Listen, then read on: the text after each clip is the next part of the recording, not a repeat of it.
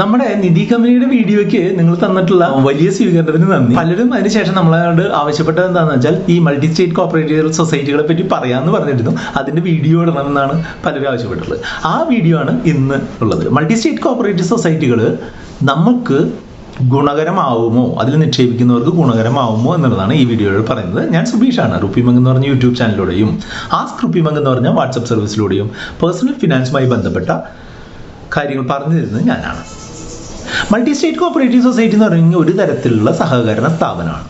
പക്ഷേ ഇതിന് പല സംസ്ഥാനങ്ങളിലും ഓപ്പറേറ്റ് ചെയ്യാനായിട്ട് പറ്റും. ഇപ്പം കേരളത്തിലുള്ള ഒരു സാധാരണ കോപ്പറേറ്റീവ് ബാങ്ക് അല്ലെങ്കിൽ കോപ്പറേറ്റീവ് സൊസൈറ്റി ആണെന്നുണ്ടെങ്കിൽ കേരളത്തിൻ്റെ പെരിമീറ്ററിൽ മാത്രമേ വർക്ക് ചെയ്യാൻ പറ്റൂ അല്ലേ. കേരളത്തിന് പുറത്ത് അതിന് ശാഖകൾ തുടങ്ങാനൊന്നും സാധിക്കില്ല. അതായത് കേരളത്തിലെ സഹകരണ രജിസ്ട്രാറുമായിട്ട് ബന്ധപ്പെടുത്തിയിട്ടായിരിക്കും അത്തരം സ്ഥാപനങ്ങൾ വർക്ക് ചെയ്യുന്നത്. അതേസമയം ഇന്ത്യയിലെ പല സംസ്ഥാനങ്ങളിൽ പ്രവർത്തിക്കാൻ കേപ്പബിലിറ്റിയുള്ള ദേശീയ സഹകരണ രജിസ്ട്രാറിന്റെ കീഴിൽ രജിസ്റ്റർ ചെയ്തിട്ടുള്ള ഒരു കോപ്പറേറ്റീവ് സൊസൈറ്റിയാണ് പറയാം മൾട്ടി സ്റ്റേറ്റ് കോപ്പറേറ്റീവ് സൊസൈറ്റി എന്ന് പറയാം. ഇപ്പോൾ മുക്കിൽ മൾട്ടി സ്റ്റേറ്റ് കോപ്പറേറ്റീവ് സൊസൈറ്റികളാണ് കേട്ടോ. അതായത് ഇപ്പോൾ തൃശ്ശൂർ തന്നെ 3-4 മൾട്ടി സ്റ്റേറ്റ് കോപ്പറേറ്റീവ് സൊസൈറ്റികളുണ്ട്. നമ്മൾ ഈ അടുത്ത് ഒരു മൾട്ടി സ്റ്റേറ്റ് കോപ്പറേറ്റീവ് സൊസൈറ്റിയുടെ ആള് നമ്മളെ വിളിച്ചിരുന്നു. ഞാൻ പേരൊന്നും പറയുന്നില്ല. അപ്പോൾ അദ്ദേഹം വിളിച്ചിട്ട് പറയാമെന്ന് വെച്ചാൽ അവർക്ക് കുറച്ച് ഡെപ്പോസിറ്റ് ക്യാൻവാസ് ചെയ്യാൻ നമ്മളുടെ ഈ ചാനലിലൂടെ പറ്റുമോ, അതാണ് ഇതാണെന്നൊക്കെ ചോദിച്ചു. പക്ഷേ നമ്മൾ അതിൻ്റെ കാര്യങ്ങൾ മനസ്സിലാക്കിയിട്ട് അത് വേണ്ട എന്ന് പറയുകയാണ് ചെയ്തത്. കാരണം എന്താണെന്ന് വെച്ചാൽ അതിന് കുറേ റിസ്കുകളുണ്ട്. അപ്പോൾ ആ റിസ്കുകൾ എന്താണെന്നും നിങ്ങൾ മൾട്ടി സ്റ്റേറ്റ് കോപ്പറേറ്റീവ് സൊസൈറ്റികളിൽ നിക്ഷേപിക്കണോ വേണ്ടയോ എന്നുള്ളതാണ് ഈ വീഡിയോയിൽ നിങ്ങൾക്ക് പറയാനായിട്ട് പോകുന്നത്. വളരെ വളരെ ഹെൽപ്ഫുൾ ആയിട്ടുള്ള വീഡിയോ ആവാനാണ് സാധ്യത.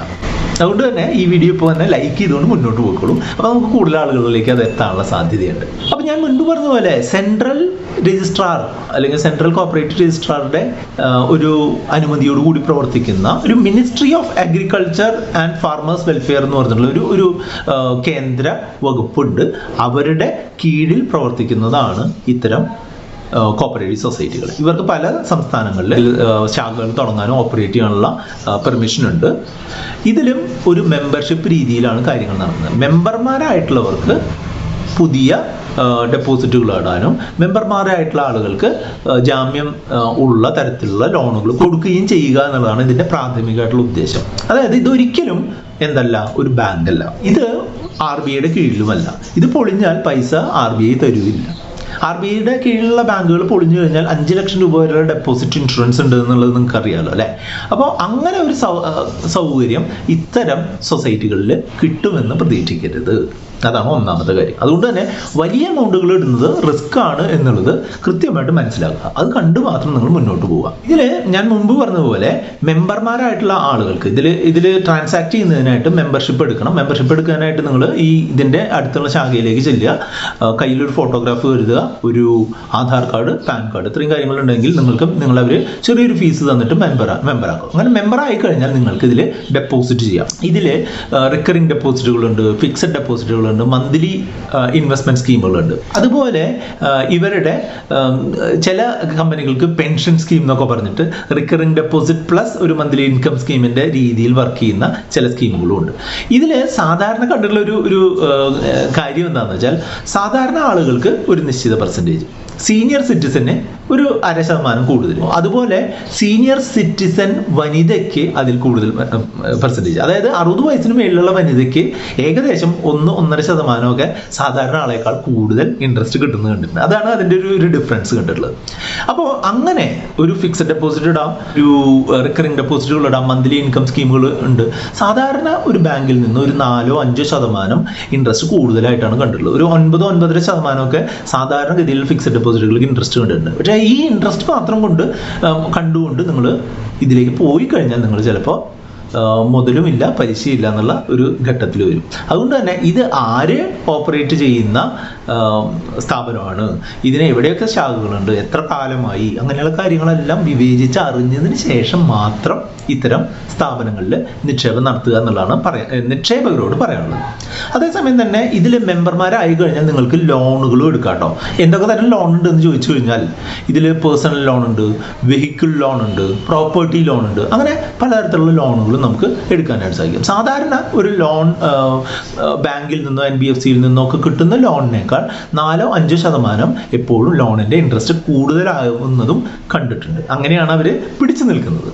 ഓക്കെ, അപ്പോൾ ഒരു ആവറേജ് ഉള്ള ഒരു ഡെപ്പോസിറ്റ് ഇൻട്രസ്റ്റിനേക്കാൾ ഒരു 4-5% ആയിരിക്കും ആവറേജ് ഉള്ള ഒരു ലോണിന്റെ ഇൻട്രസ്റ്റ് റേറ്റ് എന്നുള്ളതാണ് ഞാൻ പല സ്ഥാപനങ്ങളുടെയും ഡീറ്റെയിൽസ് ഈ വീഡിയോയ്ക്ക് വേണ്ടി അനലൈസ് ചെയ്തപ്പോൾ കണ്ടത്. ഇത്തരം മൾട്ടി സ്റ്റേറ്റ് കോപ്പറേറ്റീവ് സൊസൈറ്റികളും നിധി കമ്പനികളൊക്കെ കൊടുക്കുന്ന ഒരു പ്രത്യേക തരം ലോൺ എന്ന് പറഞ്ഞാൽ സെൽഫ് ഹെൽപ്പ് ലോണുകളാണ്. അതായത് ഈ കുടുംബശ്രീകൾ അല്ലെങ്കിൽ അതുപോലുള്ള കൂട്ടായ്മകളുടെ സ്ത്രീകളുടെ കൂട്ടായ്മ, പുരുഷന്മാരുടെ കൂട്ടായ്മയ്ക്കൊക്കെ അവരുടെ കാര്യങ്ങൾ, അവരുടെ ബിസിനസ്സോ അല്ലെങ്കിൽ അവരുടെ കൃഷിയോ ഒക്കെ നടത്തുന്നതിനായിട്ടുള്ള സെൽഫ് ഹെൽപ്പ് ലോണുകൾ കൊടുക്കുന്നുണ്ട്. അത് നാടിൻ്റെ ഒരു പുരോഗതിക്ക് ചെറിയൊരു ഹെൽപ്പ് ആവുന്നുണ്ട്. പക്ഷേ അത്തരം വായ്പകൾ തിരിച്ചടവ് മുടങ്ങിക്കഴിഞ്ഞാൽ വളരെ ബുദ്ധിമുട്ടുകൾ നമ്മൾ ഈ അടുത്ത് ശ്രദ്ധയിൽപ്പെട്ടിട്ടുണ്ട്. അപ്പോൾ കൂടുതൽ അങ്ങനെ സെൽഫ് ഹെൽപ്പ് ലോണുകൾ കൊടുക്കുന്ന സ്ഥാപനങ്ങൾ കുറേ കൂടെ റിസ്ക് ആണ് എന്നാണ് എൻ്റെ ഒരു കാഴ്ചപ്പാട്. ഇവരെ എപ്പോഴും പറയാറുള്ളത് എന്താണെന്ന് വെച്ചാൽ 100 രൂപ കളക്ട് ചെയ്യുന്നുണ്ട്, ഡെപ്പോസിറ്റായിട്ട് കളക്ട് ചെയ്യുന്നുണ്ടെങ്കിൽ അതിൽ 70 രൂപ ലോണായിട്ട് കൊടുക്കുക. അതായത് 70% ലോണായിട്ട് കൊടുക്കുന്ന ഒരു രീതിയാണ് എപ്പോഴും ഫോളോ ചെയ്യുന്നത്.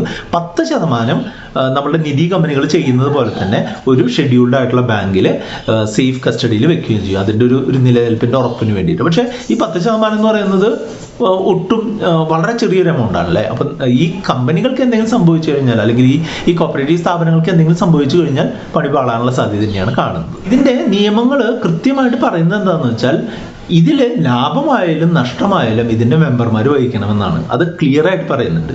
അതിൽ നിന്ന് തന്നെ നിങ്ങൾക്ക് മനസ്സിലാക്കുന്നത് വളരെ റിസ്കി ആയിട്ടുള്ള പ്രൊപ്പോർഷനാണ്. അതായത് ഇതിലേക്ക് RBIക്കോ കേന്ദ്ര സർക്കാരിനോ കേരള സർക്കാരിനോ ഇതിൽ യാതൊരു റോളും പ്ലേ ചെയ്യാനില്ല.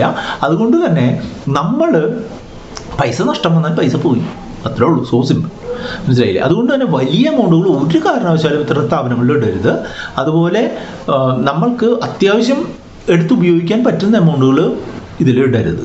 ചെറിയൊരു എമൗണ്ടുകൾ ഈ വലിയൊരു ഇൻട്രസ്റ്റ് റേറ്റ് കണ്ടുകൊണ്ട് നിങ്ങൾക്ക് ഇടാൻ താല്പര്യമുണ്ടെന്നുണ്ടെങ്കിൽ വളരെ ചെറിയൊരു എമൗണ്ട് ഇടാം. പക്ഷേ ഒരു കാരണവശാലും നിങ്ങളുടെ റിട്ടയർമെൻറ്റ് കോർപ്പസോ അല്ലെങ്കിൽ നിങ്ങളുടെ മറ്റുള്ള മോളെ കെട്ടിക്കാൻ വെച്ചിട്ടുള്ള പണമോ അല്ലെങ്കിൽ മോൻ്റെ വിദ്യാഭ്യാസത്തിനായിട്ടുള്ള പണമോ ഒന്നും തന്നെ ഇതിൽ കൊണ്ടിടരുത്. പണി പാളാനുള്ള സാധ്യതയാണ് ഉള്ളത്. അപ്പോൾ നിങ്ങളോടുള്ള സ്നേഹത്തിൻ്റെ പുറത്ത് പറയുകയാണ്, ഇത്തരം സ്ഥാപനങ്ങൾ ഇപ്പോൾ ഈ മൾട്ടി സ്റ്റേറ്റ് കോപ്പറേറ്റീവ് സൊസൈറ്റി ആയാലും നിധി കമ്പനികളായാലും അത് നടത്തുന്ന ഗ്രൂപ്പിൻ്റെ ട്രാക്ക് റെക്കോർഡ്, അവർ എത്ര കാലമായി പ്രവർത്തിക്കുന്നു, എന്തുമാത്രം വിശ്വാസ്യതയുണ്ട്, അങ്ങനെയുള്ള കാര്യങ്ങളൊക്കെ നോക്കിയിട്ട് മാത്രം ഇത് ചെയ്യുക. പലിശ 1-2% കുറഞ്ഞാലും നമ്മൾക്ക് മുതൽ നഷ്ടം വരില്ല എന്നുള്ളതാണ് നിങ്ങളെപ്പോഴും ശ്രദ്ധിക്കേണ്ട കാര്യം. പലിശ ഒരു വർഷം നിങ്ങൾക്ക് പലിശ തന്നു, രണ്ടാമത്തെ വർഷം പലിശയില്ല മുതലും ഇല്ലാതായി കഴിഞ്ഞാൽ വല്ല ഗുണമുണ്ടോ? ഒരു ഗുണമില്ല അല്ലേ? അപ്പോൾ ആ കാര്യം നിങ്ങൾ എപ്പോഴും മനസ്സിൽ വെക്കുന്നത് നന്നായിരിക്കും. ഈ നിധി കമ്പനികളിലായാലും ഈ മൾട്ടി സ്റ്റേറ്റ് കോപ്പറേറ്റീവ് സൊസൈറ്റികളിലായാലും ഇൻകം ടാക്സിൻ്റെ കാര്യത്തിന് ഒരു ഇതുണ്ട്. അവർ TDS പിടിക്കാറില്ല. പക്ഷേ എപ്പോഴും മനസ്സിലാക്കുന്നത് നമുക്ക് കിട്ടുന്ന ഒരു ഇൻട്രസ്റ്റ് ഇപ്പോൾ 12% നേട്ടം തരുന്ന ഒരു ഇതാണ് എന്നുണ്ടെങ്കിൽ 1,00,000 രൂപ നമ്മൾ ഇട്ടാൽ 1,000 രൂപ നമുക്ക് ഓരോ മാസം പലിശ കിട്ടും. ആ 1,000 രൂപ നമുക്ക് ഒരു കട്ടിങ്ങും കൂടാതെ തന്നെ നമ്മുടെ ബാങ്ക് നമുക്ക് എടുത്തുപയോഗിക്കാനായിട്ട് പറ്റും. പക്ഷേ ഈ 1,000 രൂപ നമ്മളുടെ ഇൻകം ടാക്സ് കാൽക്കുലേറ്റ് ചെയ്യുന്ന സമയത്ത് നമ്മളുടെ ഇൻകത്തോടു കൂടി കൂട്ടേണ്ടി വരും. അപ്പോൾ നമ്മൾ ഇൻകം ടാക്സ് കൊടുക്കുന്ന ആളാണെന്നുണ്ടെങ്കിൽ അതിൻ്റെ ടാക്സ് അപ്പോൾ കൊടുക്കേണ്ടി വരും. അപ്പോൾ നിധി കമ്പനികളിലായാലും അതുപോലെ മൾട്ടി സ്റ്റേറ്റ് കോപ്പറേറ്റീവ് സൊസൈറ്റികളിലായാലും സാധാരണഗതിയിൽ TDS പിടിക്കാറില്ല എന്നുള്ളത് ആളുകൾക്ക് വളരെ ആശ്വാസമായിട്ട് കാണുന്നുണ്ട്. പക്ഷേ നിങ്ങൾ അതിൻ്റെ സെക്യൂരിറ്റി കൃത്യമായിട്ട് മനസ്സിലാക്കിയതിന് ശേഷം മാത്രം തീരുമാനങ്ങൾ എടുക്കുക. ഇതിനെ പറ്റിയിട്ട് കൂടുതൽ എന്തെങ്കിലും അറിയാണ്ടെങ്കിൽ നിങ്ങൾക്ക് ഈ വീഡിയോയ്ക്ക് കമൻറ്റായിട്ട് രേഖപ്പെടുത്താം. ഇതിനെ പറ്റിയുള്ള കൃത്യമായിട്ടുള്ള ഡയറക്ഷനുകൾ, നിങ്ങളുടെ പേഴ്സണൽ ഫിനാൻസുമായിട്ട് ബന്ധപ്പെട്ടുള്ള കൃത്യമായിട്ടുള്ള ഡയറക്ഷനുകളായിട്ട് നമ്മളുടെ സർവീസ് ഉണ്ട്. ആസ്ക് വിമൻ സർവീസാണ്. 8848030018 ആണ് നമ്പർ. നിങ്ങൾക്ക് കോൺടാക്ട് ചെയ്യാം. അതോടൊപ്പം തന്നെ ഈ വീഡിയോ ലൈക്ക് ചെയ്യാനും കമൻറ്റ് ചെയ്യാനും മറക്കണ്ട. കൂട്ടുകാരുമായിട്ട് ഷെയർ ചെയ്താൽ അവർക്കും കൂടെ ഉപകാരം.